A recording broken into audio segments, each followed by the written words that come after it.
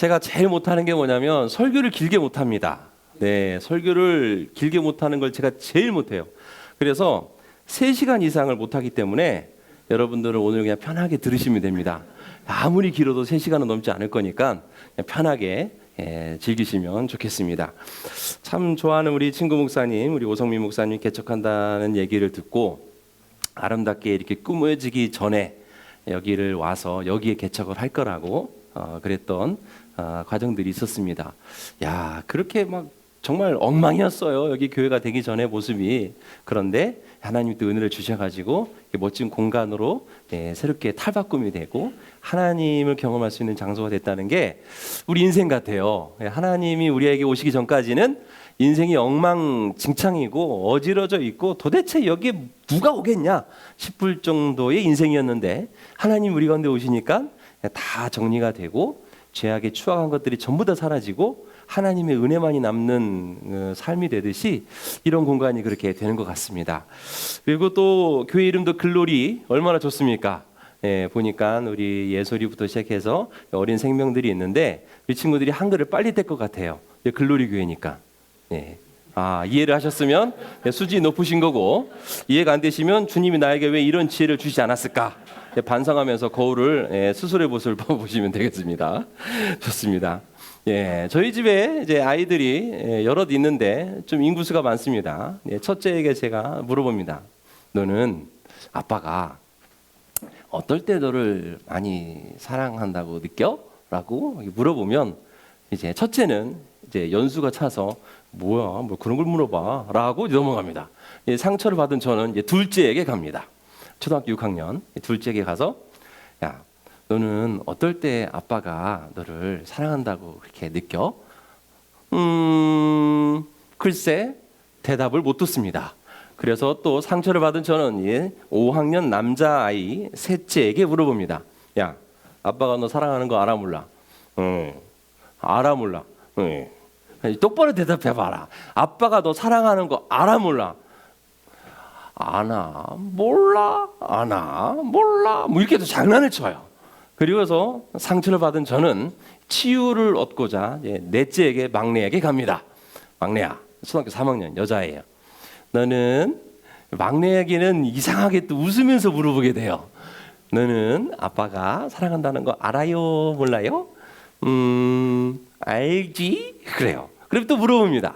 너는 아빠가 너를 언제 사랑한다고 느껴져? 그럴 때 이제 여러 가지 상황들을 얘기합니다.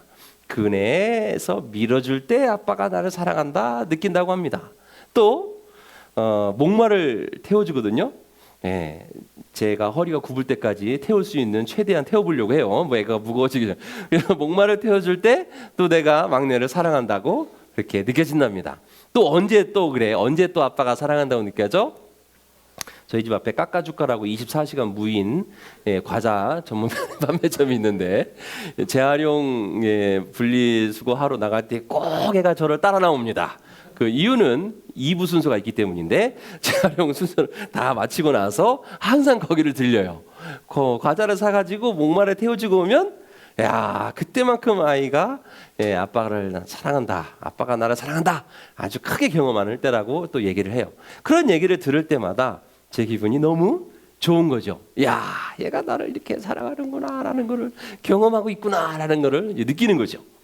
그런데 이스라엘이 하나님이 우리를 사랑하신다 이거를 우리 막내가 알고 있는 것처럼 우리 아이들이 알고 있는 것처럼 이렇게 알고 있으면 좋겠는데 그러질 못했던 거예요.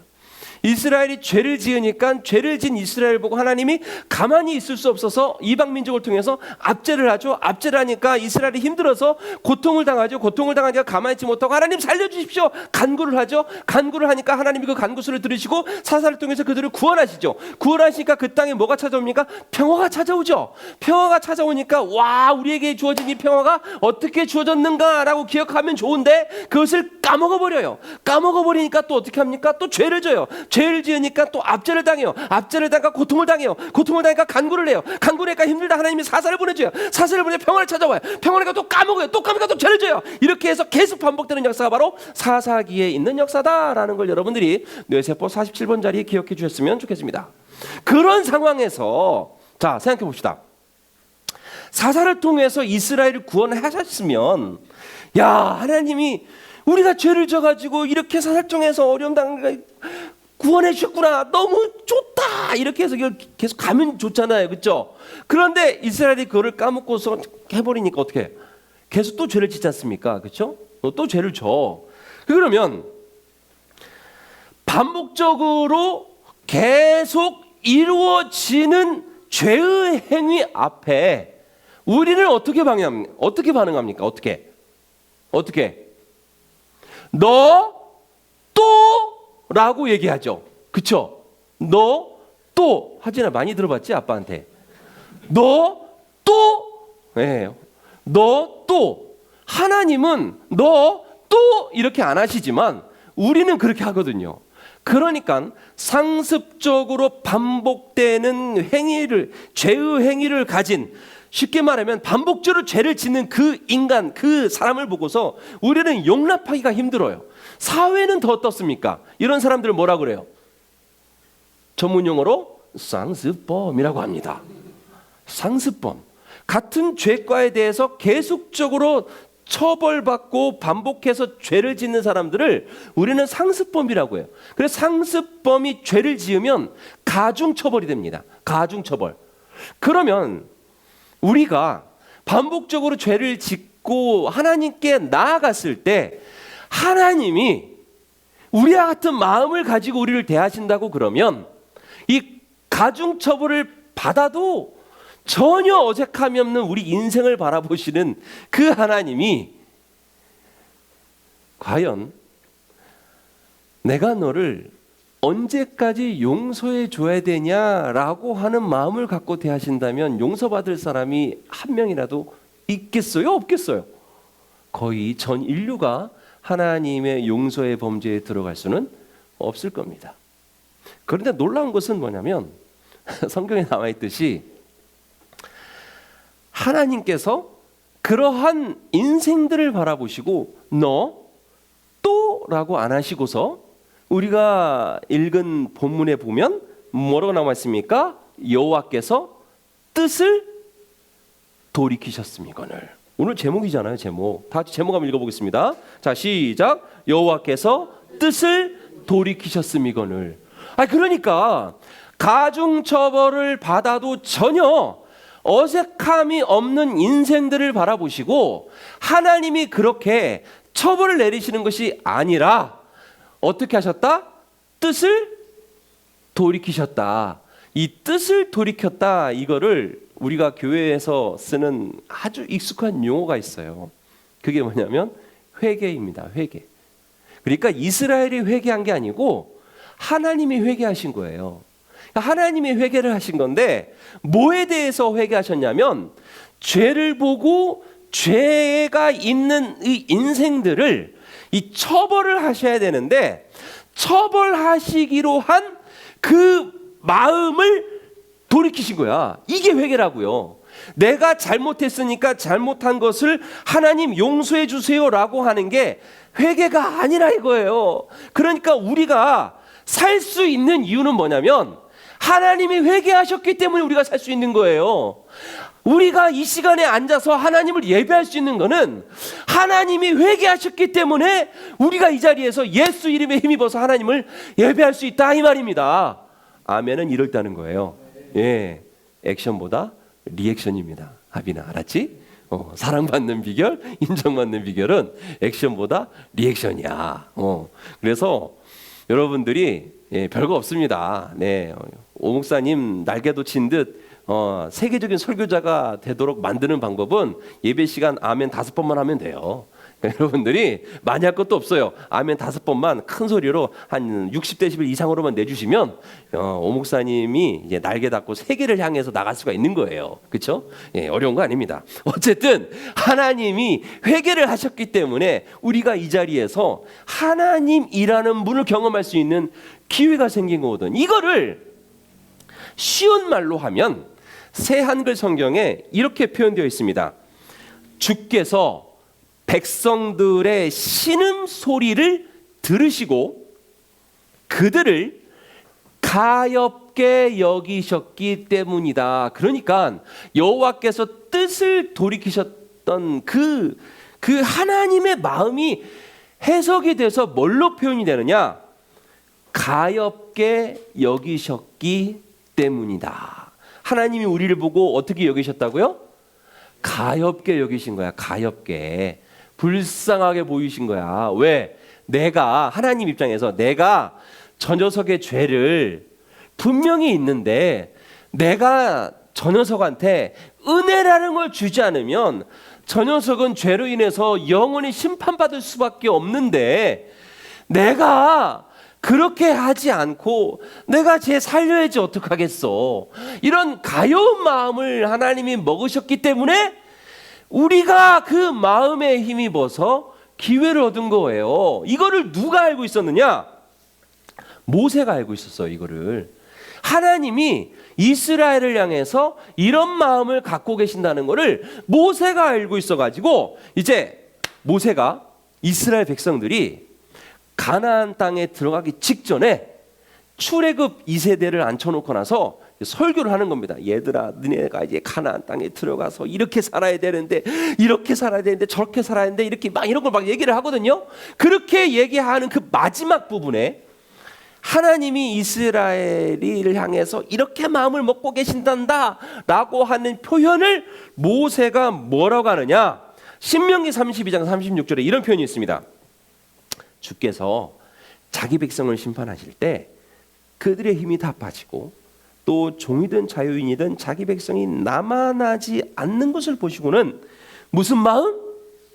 측은한 마음이 생기실 것이다. 그러니까 하나님께서 너희를 바라보는 마음이 무슨 마음이다? 측은한 마음, 측은한 마음, 가엾게 여기시는 마음. 니네가 나 없으면 그 땅에서 어떻게 살 것 같냐? 이렇게 가엾음, 이런 측은한 마음들이 드는 거야. 그냥 하나님이 이스라엘 볼 때마다 이거를 또 하나님이 이스라엘을 향해서 어떤 마음을 갖고 계시는지 누가 제대로 알고 있었냐? 사무엘이 또 그런 마음을 알고 있었어요. 사울이 제사장을 기다리라고 했는데 제사를 먼저 하지 않습니까? 그래가지고 이제 사무엘이 늦게 도착해서 제사를 한 그 사울을 보고 책망을 해요. 그리고 나서 이스라엘을 당신에게 빼앗아 다른 사람에게 넘겨줄 거다 뭐 이런 얘기를 하면서 다시는 당신에게 기회가 없을 겁니다 라고 얘기를 하거든요. 그러니까 사울이 사무엘 옷자락 찢어지도록 붙잡고 나에게 한 번 더 기회를 달라고 얘기를 해요. 그런 대목 중에 하나가 사무엘상에 나와 있는 대목인데 이런 표현이 있습니다. 15장 29절에 이스라엘의 영광이신 하나님께서는 거짓말도 하지 않으시고 뜻을 바꾸시지도 않습니다. 그분은 사람처럼 변덕을 부리지 않습니다 라는 걸로 하나님이 어떤 분이신지 사울에게 사무엘을 통해서 이야기해 주고 계시는 거예요. 그러니까 하나님이 이스라엘을 향해서 갖고 계시는 가엾은 마음, 측은한 마음, 뜻을 돌이키시려고 먹으셨던 그 마음을 변덕을 부리신다 안 부리신다? 안 부리시는 분이신 거예요. 이거를 누가 알고 있었다? 사무엘이 정확하게 알고 있었던 거예요. 사무엘이 정확하게 알고 있었기 때문에 하나님이 이스라엘을 어떻게 그 땅에서 자기의 백성 삼으신 그 하나님이 어떤 식으로 이끌어 가실지를 너무나도 잘 알고 있었던 거지. 이거를 또 누가 경험하느냐? 여러분 잘 알고 있는 어르신이거든요. 욥이라는 어르신이 이걸 경험해요. 여러분 잘 알다시피 욥이 이제 어려움을 막 당하지 않습니까? 그러면 새 친구가 와가지고 막 너 그러면 되겠냐라고 할 때 욥이 또 막 얘기하잖아요, 그렇죠? 예. 그러고 나서도 이게 욥이 이제 회개를 하지 않으니까 누가 등판합니까? 마지막에 하나님이 직접 등판하셔가지고 욥에게 막 얘기를 하죠. 너 천지창조 때 있었냐? 아니잖아. 너 근데 왜 그래? 라는 식으로 하나님 얘기했을 때에 욥이 그 하나님을 만나고 나서 하는 고백의 한 대목이에요. 42장 5, 6절인데 지금까지 저는 귀로만 주님께 대하여 들어왔지만 이제는 제 눈으로 직접 주님을 뵙고 있습니다. 저는 여태 제가 말한 모든 말들을 심히 부끄럽게 여기며 스스로 경멸하면서 티끌과 잿더미 가운데 앉아 뭐합니다? 회개합니다. 여기서 회개합니다. 지금까지 있었던 내가 얼마나 이러한 행위에 대한 돌이킴보다는 이렇게 표현하면 돼요. 아, 이런 나를 두고서도 하나님이 포기하지 않으시고 직접 나에게 나타나셔서 하나님이 나에게 말씀해 주셨다는 것을 내가 경험하게 됐습니다 라고 하는 게 여기에 나오는 회개라는 표현인 겁니다.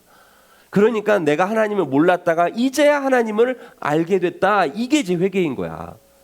그러니까 내가 거짓말했어요. 내가 친구를 미워했어요. 내가 요걸 더 이상 하지 않겠습니다. 이게 회개라고도 하지만 욥이 표현한 이 회개라는 것은 하나님을 내가 귓등으로만 알고 있었는데, 내가 하나님을 책으로만 알고 있었는데, 내가 하나님을 부모님의 말씀으로만 듣고 알고 있었는데, 내가 하나님을 지금까지는 그냥 들은 것으로만 알고 있었는데, 그 하나님이 직접 나에게 말씀하시는 그 말씀을 듣고 난 이후에 하나님을 보니 그 하나님이 어떤 분이신지를 이제야 알게 되었습니다 하는 표현의 회개라 이 말입니다. 자, 그래서 이거를 하나님이 어떤 분이신지, 그리고 그 하나님이 이스라엘을 자기를 어떻게 여겨주고 계시는지를 누가 또 정확하게 알고 있었냐면 선지자 중에 선지자 예레미야 선지자가 또 정확하게 알고 있었어요. 예레미야 선지자가 이런 얘기를 합니다. 이제 하나님께서 예레미야를 통해서 막 얘기하거든요. 너는 나를 버렸고 나에게서 등을 돌렸다. 요즘 말로 하면 배신 때렸다고 얘기하죠. 그래서 여기서 내가 하나님이야. 내가 내 손을 이스라엘에고 뻗어 너를 멸망시킨 것이다. 내가 뜻을 돌이켜 너를 불쌍히 여기는 것도 이젠 지쳤으므로 더 이상은 내 죄악을 계속 참고 견딜 수가 없다라고 예레미야한테 얘기해요. 자, 이게 뭐냐면 이스라엘이 하도 죄를 짓잖아요. 하나님을 섬기는 이 행위만 갖고 나가잖아요. 그러니까 하나님이 지치신 거야. 요즘 말로 하면 그만두자. 나 니네 하나님 이제 그만둘란다. 야, 니네 나 보지 마. 니네 나한테 오면 내가 니네 또 용서해 주대잖아. 아우, 나 지친다. 이제 그만하자. 이제 그만하자고. 이제 그만 와. 나한테 그만 오라고. 이런 그 하나님의 막 이런 인간적인 이런 마음들을 하나님 누구한테 쏟아놓느냐? 예레미야 선지자에게 쏟아놓는 거예요. 예레미야 선지자에게 쏟아놓는 거야. 그러면서 하나님이 예레미야 선지자가 막 쏟아놓은 그 하나님의 마음이 이렇단다 이스라엘아 라고 예레미야가 지금 이스라엘에게 전해주고 있는 거예요. 집에서 부모님들의 반응하고 좀 비슷하지 않습니까? 그렇죠? 네. 근데 하나님이 한 번 자기 백성 삼으신 이스라엘을 끌어낼 수 있어요, 없어요? 없거든.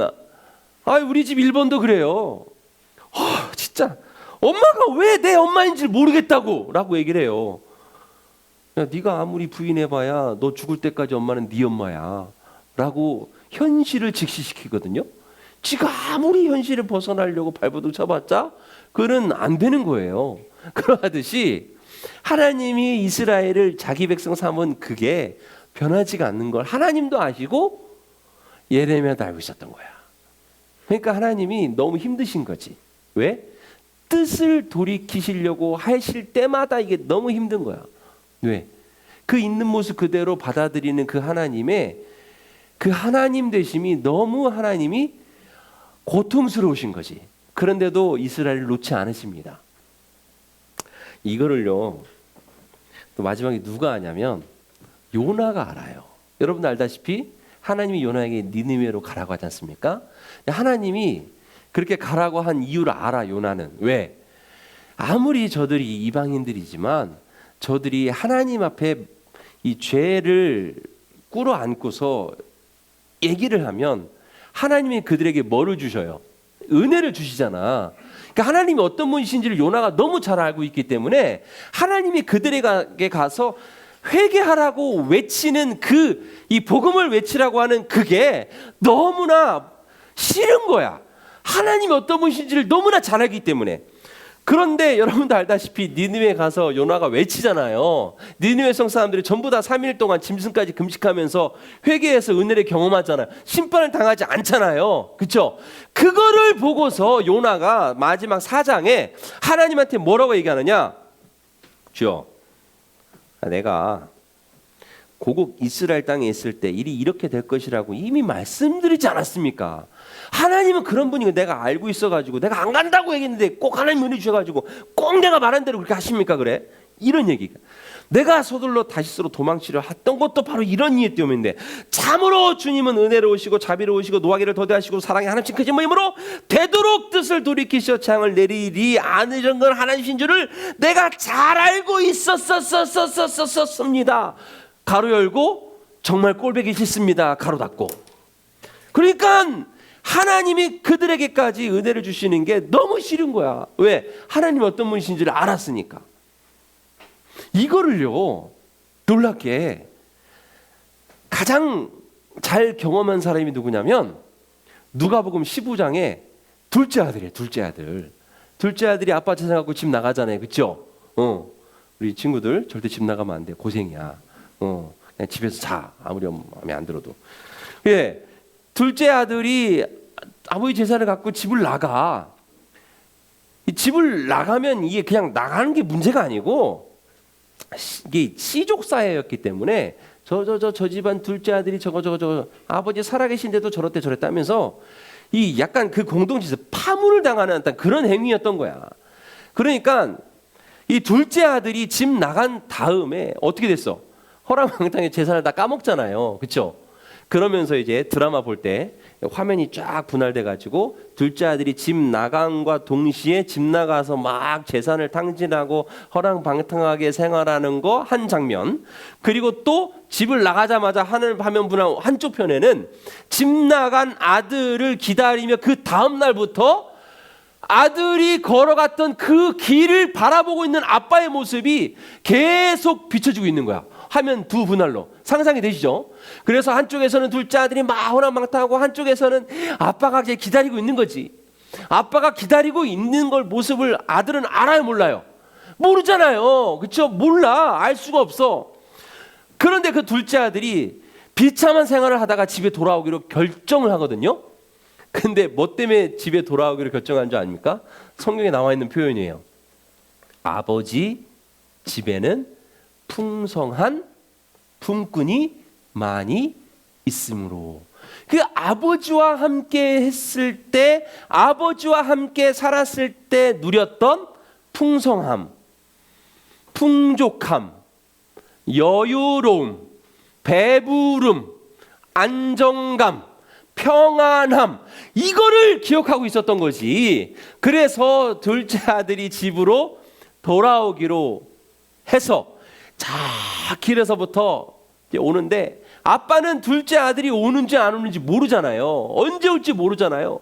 그러니까 아빠는 그 길을 보면서 마음 그렇게 살펴보기도 하고 이렇게 흐린 날을 이렇게 보기도 하고 막 저기서 오는지 안 오는지 누가 오면 우리 아들인가 싶어서 이렇게 쳐다보기도 하고 그 길만 쳐다보고 있는 그 아빠가 저기서 왜 거지 같은 모습으로 털레털레 오는데 그 걸음이 누구 걸음이야?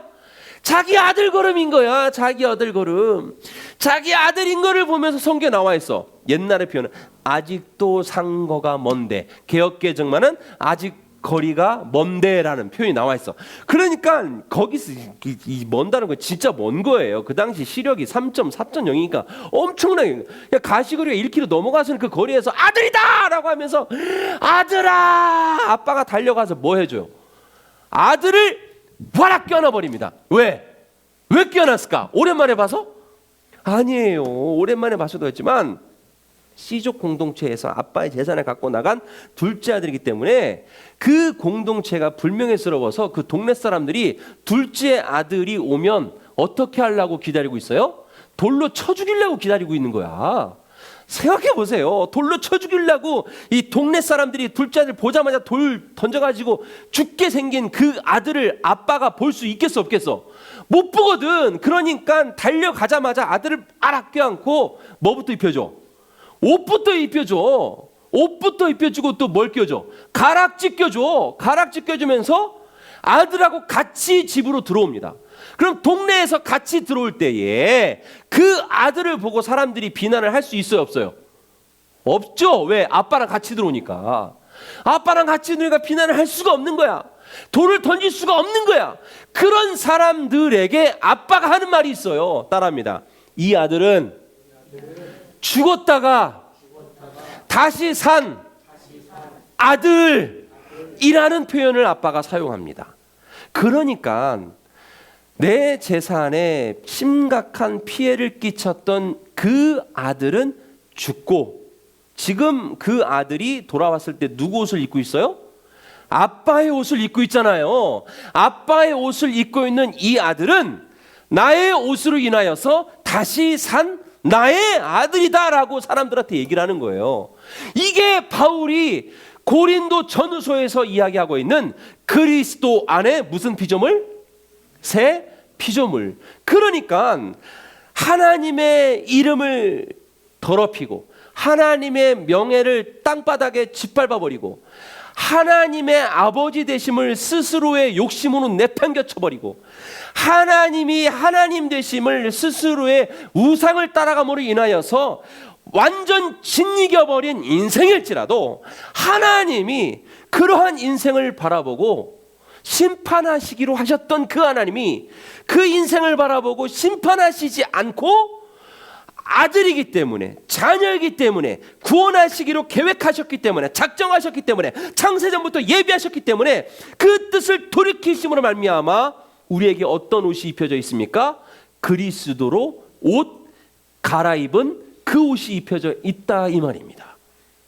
우리에게 주어져 있는 그 은혜가 하나님께서 우리에게 주신 기회이고, 하나님께서 뜻을 돌이키지 않으셨으면 우리는 예수 그리스도 안에서 기회조차 얻을 수 없는 아무것도 아닌 존재요, 별것도 아닌 존재요, 누구도 알아줄 수 없는 비루한 인생일 뿐이다 이겁니다.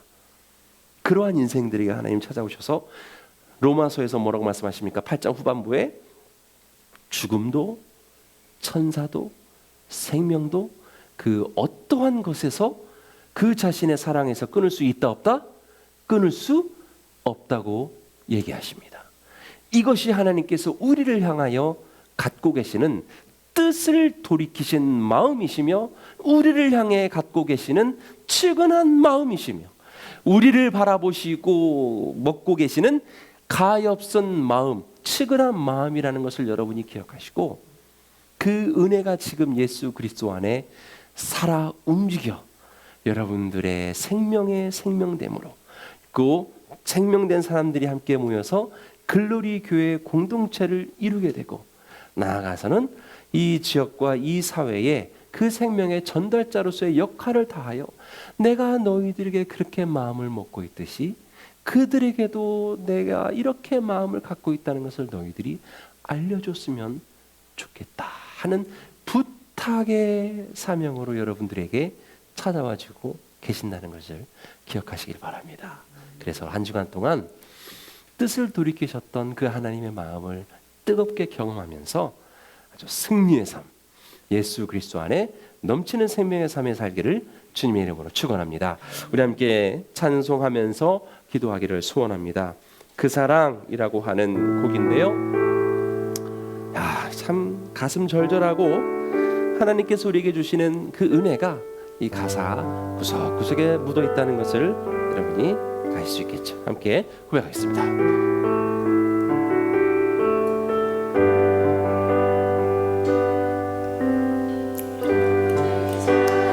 내가 노래해 아버지 은혜 내가 노래해 그 사랑 변함없으신 거짓없으신 성실하신 그 사랑, 상한 갈대 꺾지 않으시는, 꺼져가는 등불 끄지 않는 그 사랑, 변함없으신 거짓없으신 성실하신 그 사랑, 사랑, 그 사랑, 날 위해 죽으신, 날 위해 다시 사신 예수 그리스도, 다시 오실 그 사랑, 죽음도 생명도 천사도 하늘의 어떤 곳에도 끊을 수 없는 영원한 그 사랑, 그 사랑, 그 사랑,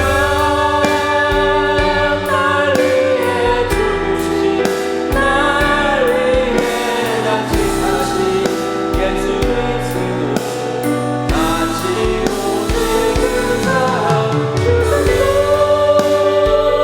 생명도 천사도 하늘의 어떤 곳에도 끊을 수 없는 영원한 그 사랑. 우리 마지막으로 한번 고백합니다.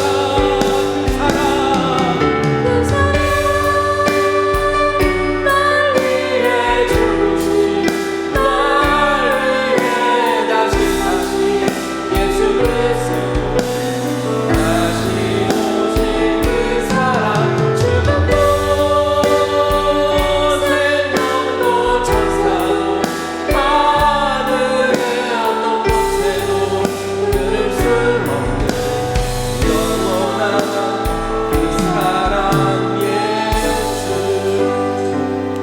너희가 기도하기를 원하는데요, 하나님께서 나를 향한 그 뜻을 돌이키지 않으셨으면 예수 그리스도 안의 구원은커녕 영원한 심판에 여전히 둘러앉아 기회조차도 얻을 수 없는 존재가 바로 저와 여러분입니다. 그 하나님의 뜻을 돌이키신 그 마음에 우리가 감사를 올려드렸으면 좋겠습니다. 하나님, 이런 나를 포기하지 않으시고 측은히 여겨주시고 가엾이 여겨주셔서 은혜를 주셔서 감사합니다. 한 주간 동안 그 하나님의 사랑에 힘입어서 나와 같이 뜻을 돌이키셔서 은혜를 베풀 만한 사람, 은혜를 경험할 만한 사람에게 그 하나님의 마음을 전하는 한 주간의 삶이 되게 하여 주옵소서. 감사와 결단의 기도로 하나님께 나가도록 하겠습니다. 살아계신 하나님 아버지, 기도합니다.